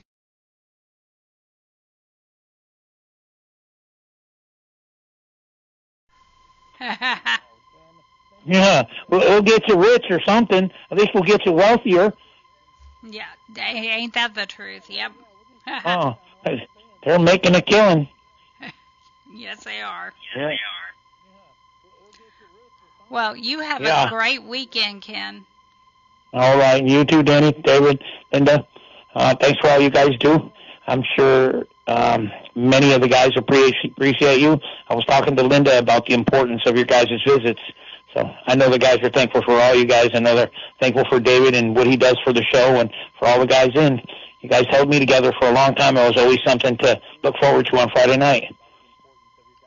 Well, we appreciate it very much, and thank you. You're welcome. Have a good day. Oh, hey, guys, we're running 2 weeks in a row. Danny and David have both responded every morning. Isn't that something? Yeah, amazing how just a little public criticism, I know. We got to keep you in line somehow. Yeah, okay. Yeah, like that's possible. Yeah. Okay. Yeah, how's that going to work, huh? That's right. All right. Talk to you guys later. Okay. Bye-bye. All right, bye now. All right. I think we need to say something about pledging. Pitching and woo. Yeah, pitching. Say, I look over there and Dee Dee and I, we always pledge something, and we're also sustainers. But the last time Joe took me up on it, Joanne Hall, because I put a $100 bill on the table and she would let it sit there by itself. But I don't know who can do it this week. Danny donated last week. Yep. So if we're all donating, what are you doing? This is listener-sponsored radio. Can you hear my voice? Hello. Can you hear me? No. You're talking money. No. Yeah, Linda said she could match me next week. So I'm going to take her up on it next week. Yeah. That's right. That's the best thing we can do, y'all. Look, man, dig down deep. KPFT really needs it. And KPFT needs to hear that you're listening to The Prison Show. We're listener-sponsored radio, so if you listen to us and you have benefited from us in any form or fashion, just donate anything. 5, 10, 15, 20.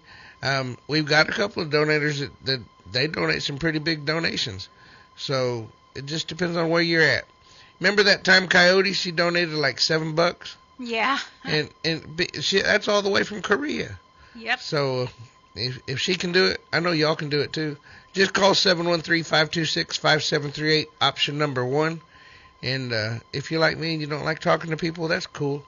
Go to www.kpft.org and hit the donate button. And then make sure you go to the drop-down menu and pick out The Prison Show. We're under the T's. And you know what? Mayhaps, we could call him since he's sleeping on the job, and ask him for he's sleeping on the job. Sleeping on the job. Leave it to the troll to get those sleepers. Yep. You know, guards aren't the only ones that do it. I've heard about attorneys that do it right in the middle of the trial. Absolutely, they do. We've heard about it a few times, and people that have been executed even though attorneys were sleeping. That's something. That's Texas. And, yeah, it's Texas. That's right. And now I think we have a Freddie that we haven't heard from in a while, and he is on the line. Freddie. There we go. Hey, Freddie. Yeah, it's been a while. I've been working. I'm sorry, guys. But let me shout out, first of all, to my brother James Dudley at the Wallace Pack unit.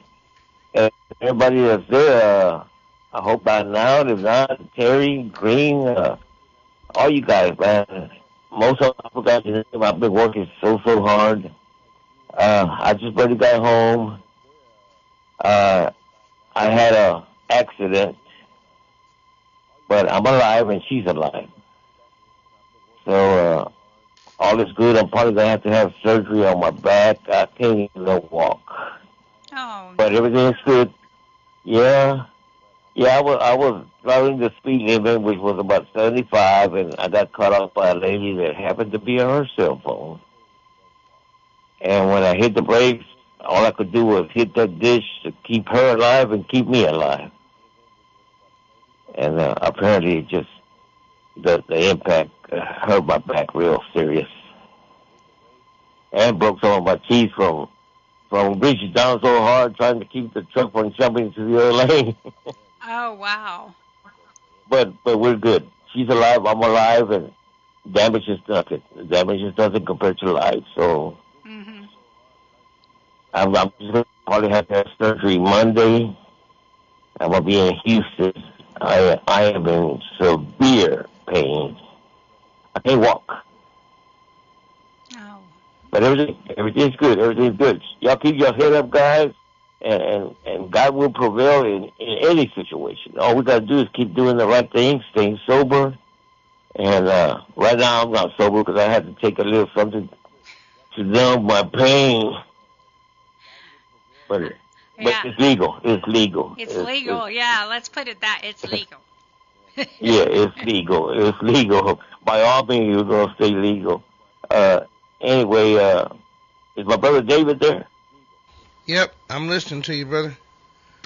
Yeah, they gave me this trailer that was supposed to be good, man, and I did my DOT inspection. Everything was good, and all of a sudden, when I hit those brakes, that trailer did not engage. That trailer did not lock up. It did not lock up, and that trailer shot me into the ditch. If that trailer would have locked up, nothing would have happened. Yeah, when you did your inspection, did you do the pull-off and all that stuff? I did everything, all the pull-off. The first thing I do before I even do the pull-off, I put my spotlight on the back brakes and make sure that they're under a quarter inch. Always. Yeah. That's the first thing I do. And then the mud flaps to make sure that I don't get stopped by DOT. I did my pull-up, I did my brakes. Everything locked up. But for some reason, they must have unadjusted or something happened. When I took it back to the shop for repairs, they didn't want to adjust them. They said they were adjusted. When I took it back to the company, I had to get off the truck, and I had to put the spotlight and show them that they were more than half an inch unadjusted. Huh. That's crazy. What company are you working for? I'm driving flatbed now. I'm hauling a heavy metal pipe and stuff. I'm working for GR Express. And they told me that was a brand new trailer, but guess what? It wasn't a brand new trailer. Can't be a brand new trailer, not if it's already out of adjustment like that. Bad. But before I took off, and that's the first thing, I go under the trailer to make sure that them brakes. I don't want a DOT violation, David. Yeah, I hear you. And I sure don't want to kill nobody.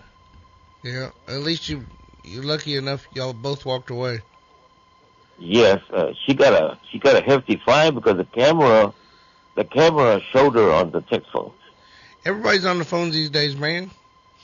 I don't know why they do that. That's crazy. I don't even wear my headset while I'm driving unless there's an important call that I know is coming in. Then I put them on. Yeah, well, it's Otherwise, I don't even lot talk. safer than looking at your cell phone. Well, of course. Yeah, I Well, come up on a guy the other day, and I couldn't get around him. He wouldn't move, and he was driving slower than everybody else. And whenever I finally get up to him, he's on his darn cell phone. Got the cell phone right up in front of his face, watching some kind of video.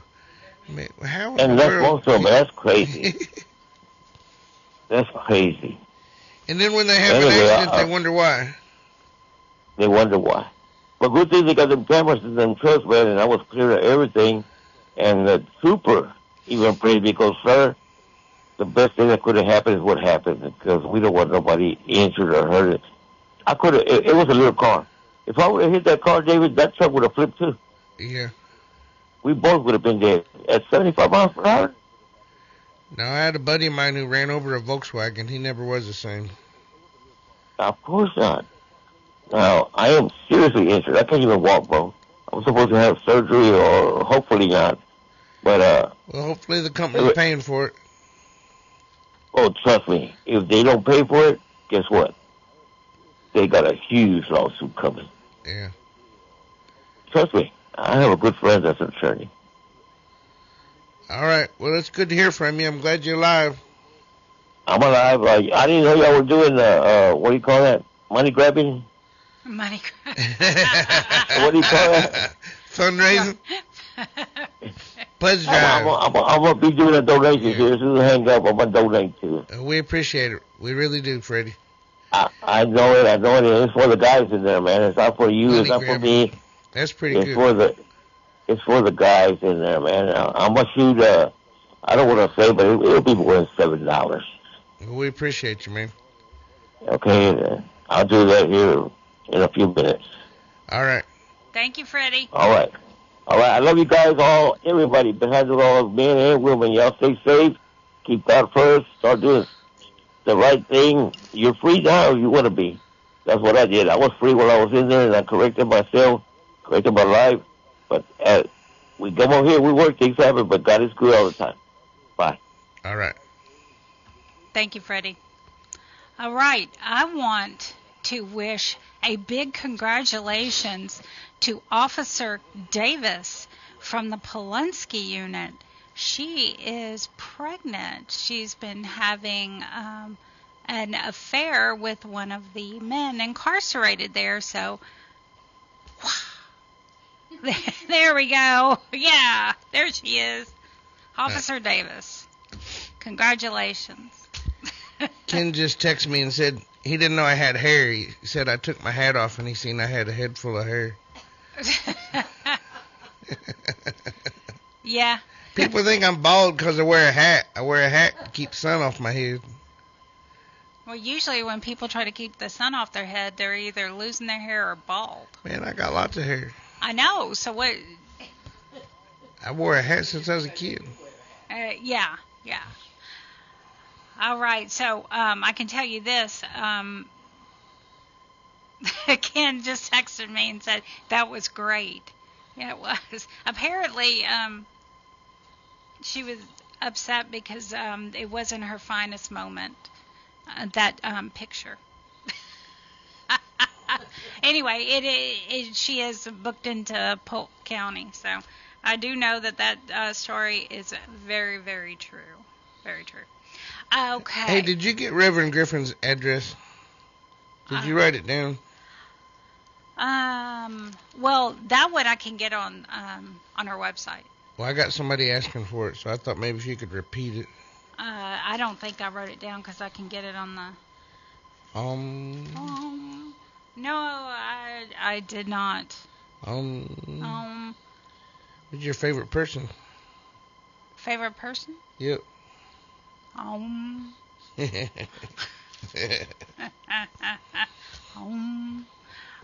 right. Miss Linda. Yes. Do you want to do something? She had to come over to the microphone. Oh, the mic still isn't working? It ain't even plugged in. Oh, well, we're blaming you, David. We think it's your fault. I can't even hear David now. Okay, there. Okay. Because we turned it off. I didn't want it squealing. All right. I want to say hello to Iron Thunderhorse. And Iron, I will be there on Sunday at 12:30, so be dressed and ready. Brian Kendrick, Andrew Tinney, Marcus Robinson. Hey, Marcus, where are you at? Dr. Susan, Dr. Sean Truitt, Charles Ricard, Kevin Jackson, Amelia Breckenridge, Greg Woodard, Corey Simpson, Michael Turner, Michael Faulkner, Alonzo Harden, William F. Owen Sr., Paul DeVoe, Emmanuel Etienne, Dennis Price, Robert Robertson, Big Flo, Iron Thunderhorse, Big Bill Sims, Jaime Cole, Tyrone Williams, William Spear, Richard Felon, Ronald Haskell, Franklin Davis, Charles C. Bolton, Lucky Ward, David Wood, Gregory Allen, Kelsey Young, Joey Caruso, Aaron James Holt, Gustavo Guzman, Kevin Rivers, Joey Vila, David Tripolone, Sebastian Vargas, Garland Harper, Tyrone Jamal Williams, James May, Albert Palmer, Thomas Craig, Jesus Salazar, Jason Ray Smith, and Adolph Dela Cruz. Okay, guys, have a great week. Be back next week. Yes, we will. We will be back next week. So I got a lot of mail this week, and some of them, let me flip to it, was from Florida. And earlier I tried to download that app where I could write to people in Florida, and they said that, of course, as soon as I try to do it, it says there's something wrong with Florida, just that state, the one that I was planning to write to. So I want to give big shout outs to Juan Cervantes. I think I was saying that. Oh, you hit me twice. There you go. Landon Brook. Shout out to you, Landon. Gregory Bryant. I got your letter. David Horn. Shout out to you. And Danelle Smith. So I got those letters this week. And now, shout out to Bo. Farron. Hey, Farron. Hey, T. I tried to see you this week, but you had already had a visit. Big Head. Hey, Big Head. Thanks for the e-message. Kelsey Young. Shout out to you, Kelsey. Randy Halprin. Larry at the Huntsville unit. Britt Rapowski. Troy Glover. And again, Greg Bryant. Travis Fletcher. Shout out to you, Travis. Eddie at the Wainwright unit. Brandon. Hey, Brandon. Joel at the Hughes unit, Jay and Chucky at the Wynn unit, Leroy, Brian Rogers, Jeff Pribble, hey Jeff, and hey Big Will, and of course Rexalicious, hey Rexalicious, Sebastian Vargas, shout out to you, and of course huge shout out to CJ, and we know David has what? I don't know, 1 million? Maybe 2. Maybe 2 million. Well, before you start, do y'all want to give shout-outs, ladies? You got a shout-out?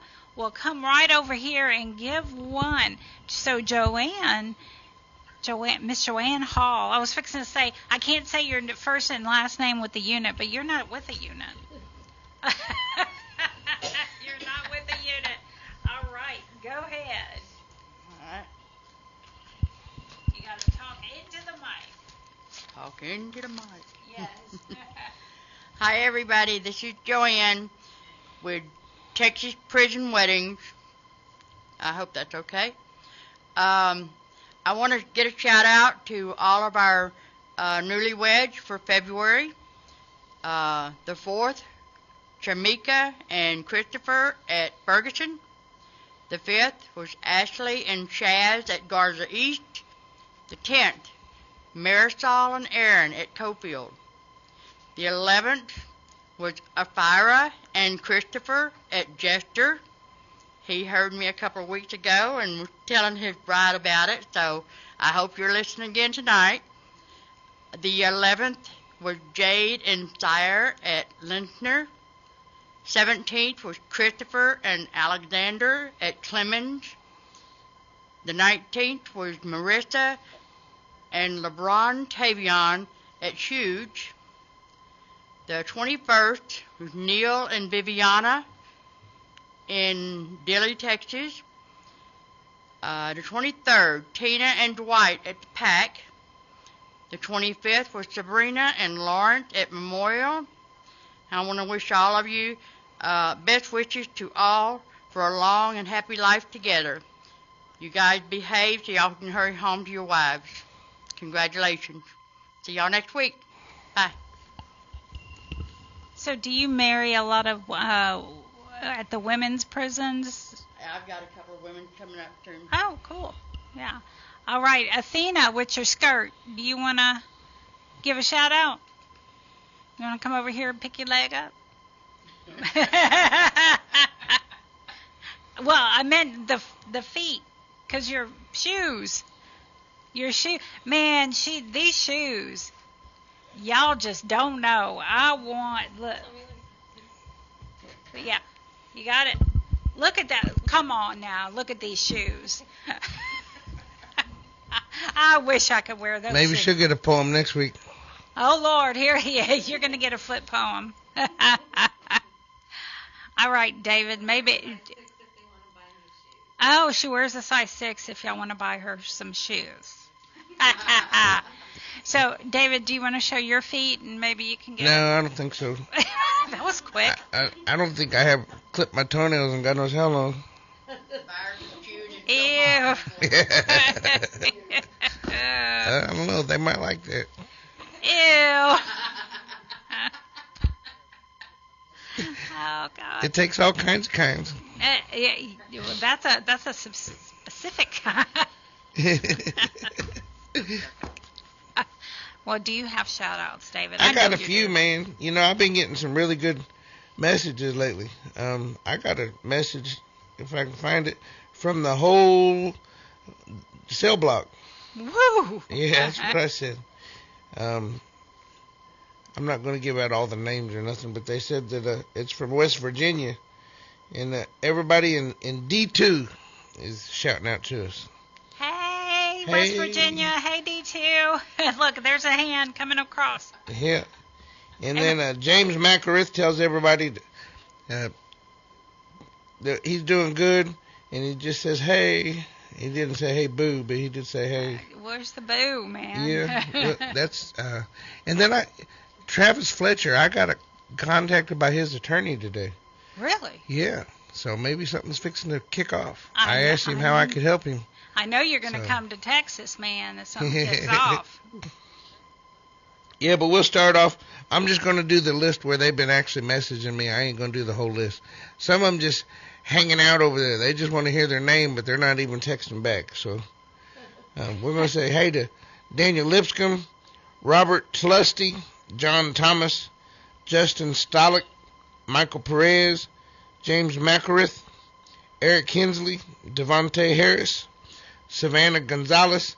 Savannah, I don't do collect calls either, but I will say hey. Imani McCormick, Ralph McLean, Brandon Hemingway, Tiffany Cheeks, Willie King, Shane Kaufman, Corey Campbell, Hyun Her, Dylan Healy, Derek MacArthur, Ashley Bradshaw, Gary Followay, Lionel Rogers, Gypsy Almond, DeJohn Taylor, Michael Crudup, Erlen McKay, Roy Forbes, Andre Ramirez, Matthew Hoover, Matthew Long, Connell Hawkins, and Daniel Moore. That goes back about 2 weeks. And then let's go over to Texas, see what's going on. Let's go over to Texas. Charles Flores, Cornelius Robinson, Dennis Lee 3RD, Dennis Price. Hey, wait a minute. Is that the one that did that song? Yep, 3RD. Commissary is necessary. Yeah, we need to play that again. Hey, you like that one, huh? I do. He wants to do an interview. We have to figure out how to do an interview. Yeah. Douglas Rivera, Jeremy Adler, Joe Ramirez, Kenny Morissette, Kenny Travis, Paul Sims, Pete Sines, Roderick Johnson, Rodney Reed, Sharon, Sonny Wilson, Will Spear, and did I say your favorite one? Did I say Billy? No, you didn't, but Yeah. appreciate Hey Billy, it. he's texting me. He said something about funny Davy Bucks, very funny. Oh, joy. Because I told him it was your best friend. Yeah. Yep. No, we'll have to get you that address, buddy, because she didn't write it down. She's always writing in that book. I just knew for sure she wrote it down. Yeah, and I just didn't do it, and it's probably because I knew it was for him. He wants to see you pole dancing. All right. Now what? You got any news we can use? That was it. Yeah. Would you want me to do the whole list? I thought, I don't know what I thought. Yeah, there you go.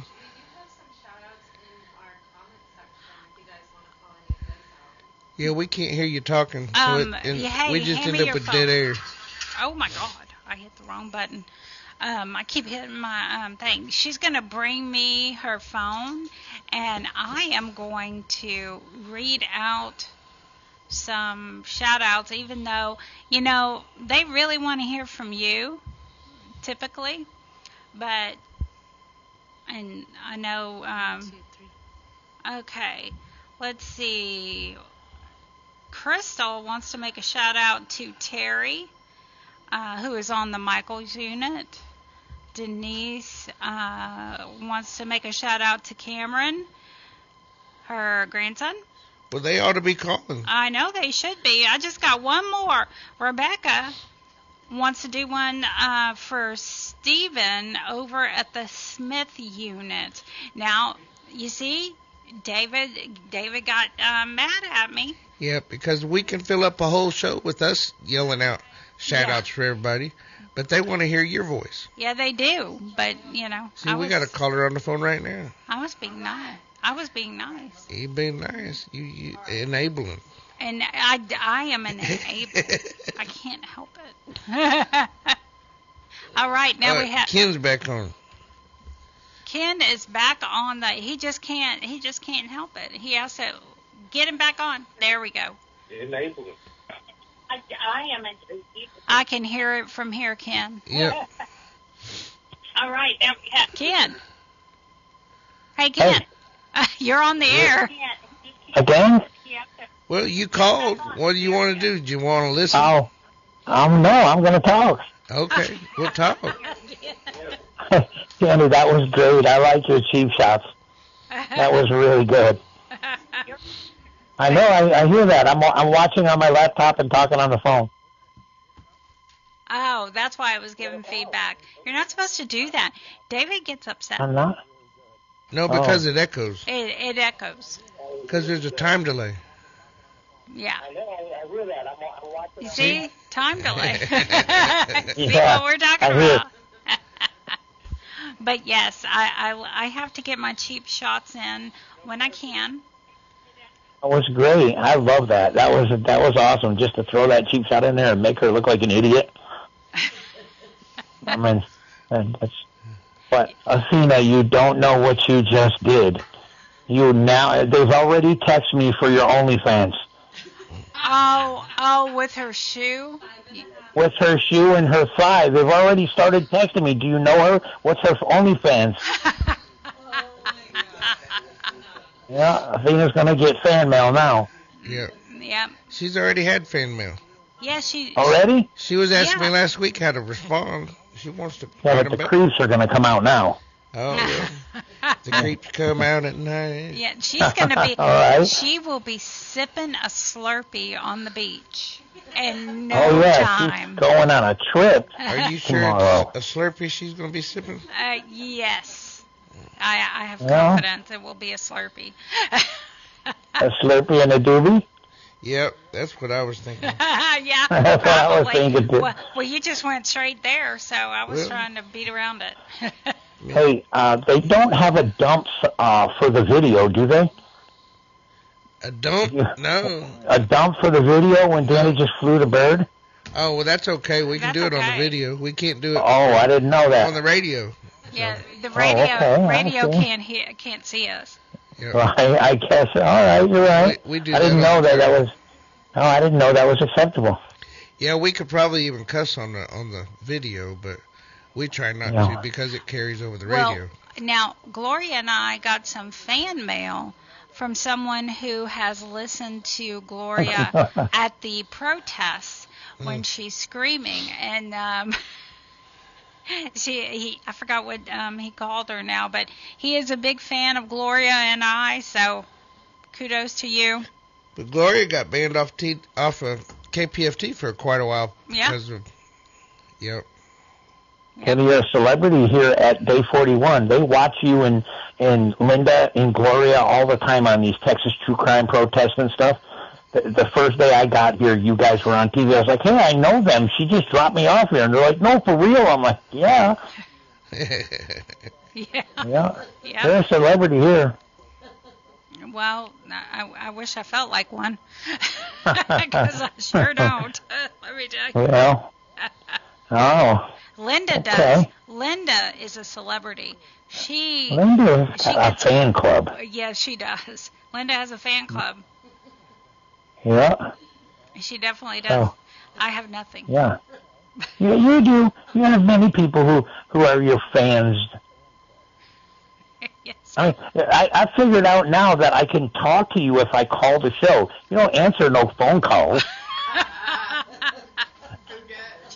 Who does? I mean, text me. It's like, what? The phone's ringing and it's not from a prison? I don't know. Yeah, I don't have time for you. All right? I know. You have no time for nothing except for prison calls and text. But yes. Wow. And work. And Curtis and prison calls. Yeah. And work. And work? Okay. Well, yeah, you're mostly at work answering prison calls and text. Sometimes. Sometimes. Okay, well, you're always busy. I heard you got a promotion. Kind of. Yeah. Kind of? Yeah. Did they increase the workload? Oh, yeah. Yeah, somebody talked you up and said you're very good at what you do and you're very meticulous. Yes, I am. Very Well, that's a good thing. Yeah. That's what they said. They talked you up till no end. Yeah, now I have more work, and I have less time to answer those prison phone calls. Damn it, man. I hate it when that happens. I know, but I can text. You do, yeah, you do. You're pretty good about texting lately. Mm-hmm. Yeah, I try not to be a pain. You're trying not to? Trying to be. I'm getting there. I get a little later in the morning so David has a time to wake up. So instead of texting him bright and early when I'm up at 4:30. I think it was like 5:30 on Sunday morning. Yeah. It used to be 4:30. Yeah, but Sunday morning should be like 9:30. Oh, okay. Well, now that I know, okay. Yeah, that's sleep in on the week. Wait, hold on. How does the preacher sleep in past service? Well, who says that I'm a preacher? Oh, I'm a wedding official. Not your ordinary preacher? That's right, not your ordinary preacher. The ordinary preacher would be in church service. All right, that makes sense. You got that one. Yeah. Yep, you got that one. I came from the tribe of Peter. I cuss like a sailor. Yes, he does. Yes, he does. He definitely does. Well, Ken, I will text you over the weekend. Oh, thank you. Okay. Is that a threat or a promise? That's right? That's a threat. All right. Damn it, man. All right. Talk to you guys later. Okay, bye. All right. So he's getting along good over there? Yeah, I think he is. That's absolutely. Good. And you know what? It's not too late to call and donate to The Prison Show, because you can do it 24 hours a day. Every day. If you call, oh my God, the phone number's not on the screen. 713-526-5738, option number 1 to donate. Now, you can't do option number 2 to go live on the air because we won't be here. However, yeah, we're fixing to burn off. You know, I was reading some news, and I don't have the whole story, but it said that there are 3 Harris County jail detention officers who were indicted because they assaulted an inmate. I saw that. How often does that happen? Not often. Yep. Not often enough. Not often enough. Mhm. Yep. And did the troll get that one? He did have it up there. Yeah, because I'm just looking at the news. Yeah, he had that. Yeah, I gotta love him. But I will say this, David. The troll has been bringing more attention to the men and women who pass away. Oh, that's good. On the inside, so. Then they have the ex-Major League Baseball pitcher Dan Serafini, who just got sentenced to life in prison without parole because he shot his father-in-law. Oh, wow. Yep. It takes all kinds of kinds. It does. It absolutely. Another TDC officer is now in jail because she tried to smother her baby from the Clemens unit. Was she a postpartum blues? Maybe because the baby was fairly young, so maybe. I don't know. Well, it's about that time. Skylar Dawn's fixing to come on. We had a caller for Skylar Dawn, and I think I got a letter at home for Skylar Dawn. I'm going to have to send it to her electronically. But Skylar Dawn and DJ Chill, and I don't know, Marlo Blue was texting me about something, and I was lost because we're doing the show, and I couldn't figure out what the heck she was talking about. And I was actually questioned whether she was even supposed to be texting me. I think she might have meant those texts for somebody else. But y'all stay tuned for Skylar Dawn and DJ Chill with Damage Control. And remember what Danny said. Y'all can call. It doesn't matter what time of day or night it is. Call 713-526-5738. Option number 1. And when you donate to The Prison Show. We're under the T's. If you just ask for Prison Show, they're not going to know what you're talking about. They're going to say, we don't have no prison show because we're under The Prison Show. And it's a call center. That's why they won't know. Yeah, they don't have a clue. No. But you can always go to www.kpft.org and hit the drop-down menu and choose out The Prison Show yourself. And we'd appreciate it. Y'all have a good weekend. Have a great weekend.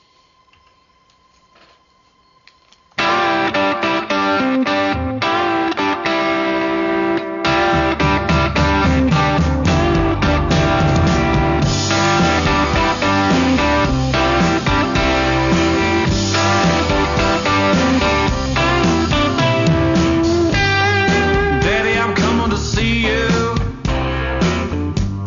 at business